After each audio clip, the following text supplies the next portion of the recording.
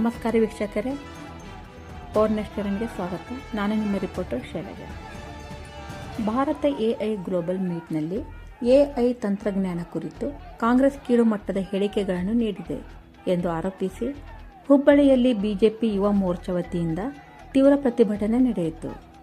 ನಗರದ ಕಾರವಾರ ರಸ್ತೆಯಲ್ಲಿರುವ ಕಾಂಗ್ರೆಸ್ ಕಚೇರಿ ಎದುರು ಜಮಾಯಿಸಿದ್ದ ಬಿಜೆಪಿ ಯುವ ಮೋರ್ಚಾ ಕಾರ್ಯಕರ್ತರು ಕಾಂಗ್ರೆಸ್ ಕಚೇರಿಗೆ ಮುತ್ತಿಗೆ ಹಾಕಲು ಯತ್ನಿಸಿದರು.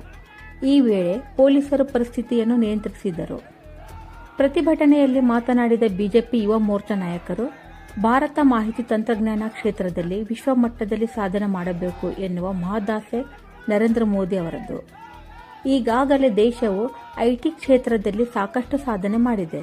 ಆದರೆ ನಾವು ಇನ್ನೂ ಅಭಿವೃದ್ಧಿ ಹೊಂದುತ್ತಿರುವ ದೇಶವಾಗಿದ್ದು, ಎಐ ತರಹದ ತಂತ್ರಜ್ಞಾನಗಳು ಭಾರತದ ಭವಿಷ್ಯಕ್ಕೆ ಅಗತ್ಯವಾಗಿವೆ ಎಂದು ಹೇಳಿದರು. ಎಐ ಗ್ಲೋಬಲ್ ಮೀಟ್ ಕುರಿತಾಗಿ ಕಾಂಗ್ರೆಸ್ ಯುವ ಪದಾಧಿಕಾರಿಗಳು ಕೀಳುಮಟ್ಟದಿಂದ ನಡೆದುಕೊಂಡಿದ್ದು, ಕೆಲವರು ಪೂರ್ವಗ್ರಹ ಪೀಡಿತ ಆರೋಪಗಳನ್ನು ಮಾಡುತ್ತಿದ್ದಾರೆ. ಇಂತಹ ಆರೋಪಗಳು ಸರಿಯಲ್ಲ ಎಂದು ಬಿಜೆಪಿ ಯುವ ಮೋರ್ಚಾ ಆಕ್ರೋಶ ವ್ಯಕ್ತಪಡಿಸಿದೆ. ಧನ್ಯವಾದಗಳು.